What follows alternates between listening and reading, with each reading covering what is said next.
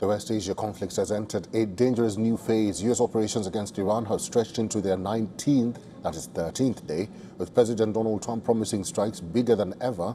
Iran has responded with attacks on U.S. military bases across the region. U.S. Central Command has released video of its latest strikes, some of the most devastating so far. The operation lasted more than 2 hours and targeted key Iranian military infrastructure. Iranian media reported that the U.S. strikes had caused casualties in southwestern province of Khuzestan, where at least 4 people were killed. Power outages were reported in Bandar Abbas, while loud explosions were heard on the Qasem Island. The assault is being described as one of the most devastating of the campaign so far. Reports indicate 12 targets across 7 provinces came under attack, including multiple locations in Khuzestan, Hormozgan, Markazi, and Gilan. The extensive damage points to the possible use of strategic bombers.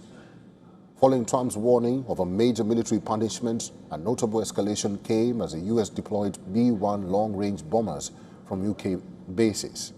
But this is not the first time the U.S. is deploying the long-range bombers. Several B-1 missions were conducted between February and April during Operation Epic Fury.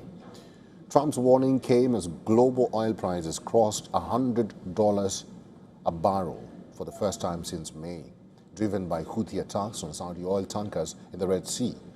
Earlier, the Houthis said they were imposing a naval blockade on Saudi Arabia, drawing a warning from the Saudi-led coalition that it would respond firmly. Amid rising tensions, Iran's IRGC have cautioned civilians to steer clear of U.S. military positions across the region. They say anyone living near American deployments should remain at least 500 meters away.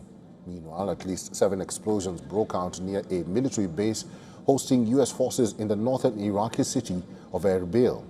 However, there was no immediate information on casualties or the cause of the explosions. Iran further stepped up its retaliation, carrying out drone strikes on U.S. military bases in Bahrain, Jordan, and Kuwait. The IRGC claimed the operation also targeted an Amazon data center in Bahrain. Jordan's military claimed to have intercepted 7 missiles and 6 drones launched by Iran. Amid the escalation, President Trump declared that the U.S. would begin using frozen Iranian assets to pay for ships and cargo damaged by strikes in and around the Gulf. Tehran slammed Trump's decision to pay for shipping damage with Iranian assets as incendiary precedent. In a post on Truth Social, Trump revealed that the Chinese President Xi Jinping assured him that no Chinese companies will be selling or supplying the IRGC with weapons. Iran has now rejected a ceasefire proposal from President Trump. Foreign Minister Arakchi said in an interview that Iran will not accept a ceasefire until its demands on the Strait of Hormuz are met.